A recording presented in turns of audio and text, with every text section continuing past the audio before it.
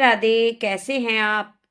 आज हम आपको एक ऐसी दिव्य कथा सुनाने जा रहे हैं जिसमें महाप्रभु जगन्नाथ जी खुद अपने भक्त के लिए चोरी करने निकले, जिसे सुनकर आप हंसेंगे भी, भावुक भी होंगे और यह भी समझेंगे कि भगवान केवल पूजने की वस्तु नहीं, वे अपने भक्तों के साथ बालक बनकर लीला भी करते हैं।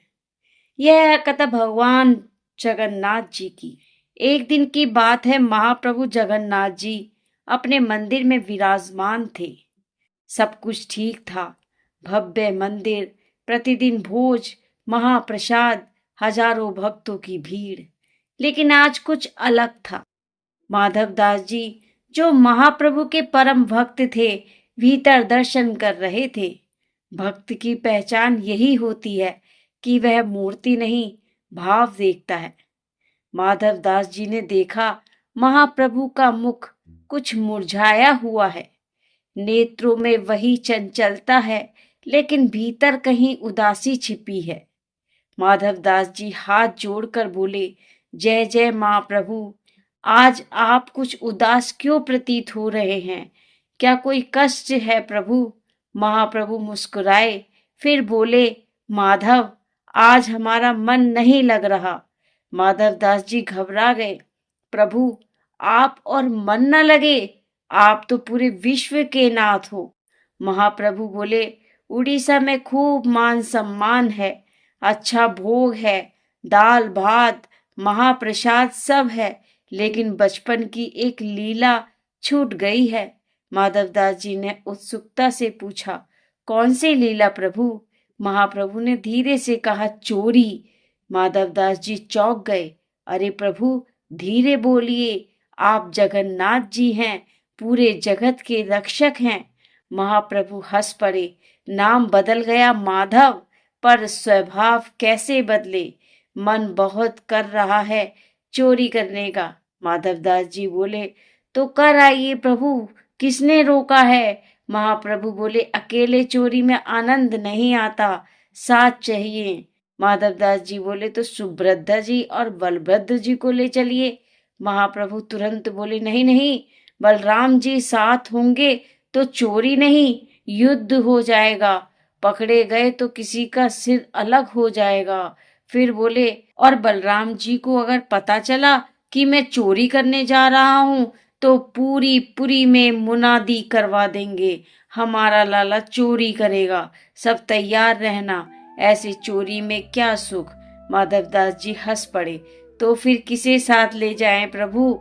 महाप्रभु मंद मंद मुस्कुराए और बोले, तुम चलो माधव।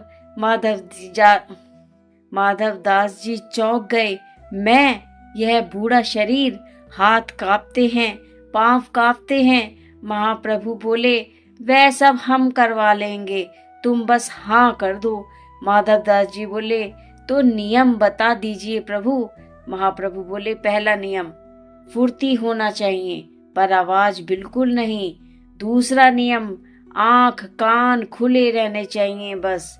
अब माधव दास जी बोले, कहाँ जाएंगे चोरी करने? महाप्रभु बोले, राजा के बगीचे में, वहाँ सुंदर कटहल है, आज कटहल खाने का मन है। माधव दास जी बोले, अरे प्रभु, राजा को कह देते, भिजवा देते। महाप्रभु बोले, वही फर्क है माधव, मंगवाया तो कटहल और चुराया हुआ कटहल स्वाद दुगना होता है। अब तय होगा, रात में चोरी होगी। महाप्रभु बोले, दक्षिण द्वार पर मिलना, सिंह द्वार पर भक्त बैठे रहते हैं।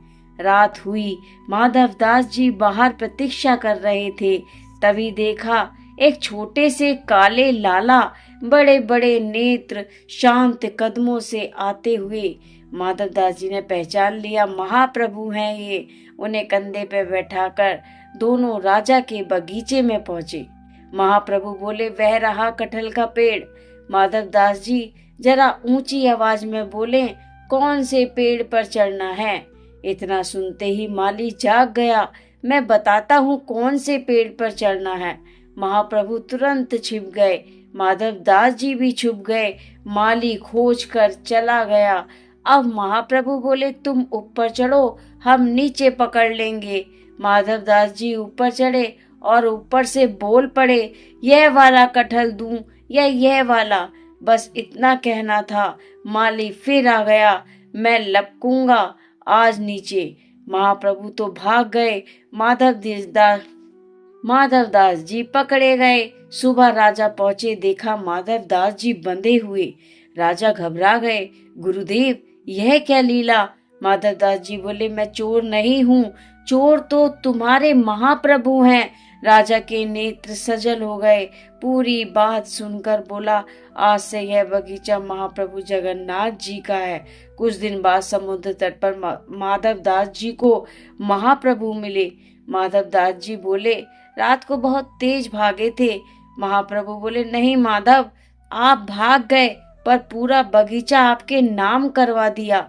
महाप्रभु मुस्कुराए, अब चोरी कब करनी है यह तुम ही तय करना। मित्रों, यह कथा हमें सिखाती है कि भगवान भक्तों के साथ बालक बन जाते हैं। जहाँ प्रेम है वही नियम है, केवल लीला होती है। जहाँ प्रेम है वहाँ नियम नहीं, केवल लीला होती है। अगर आपको यह कहानी अच्छी लगी हो तो चैनल को लाइक करें, सब्सक्राइब करें और अपने दोस्तों के साथ शेयर करें और कमेंट में लिखें, जय जगन्नाथ जी।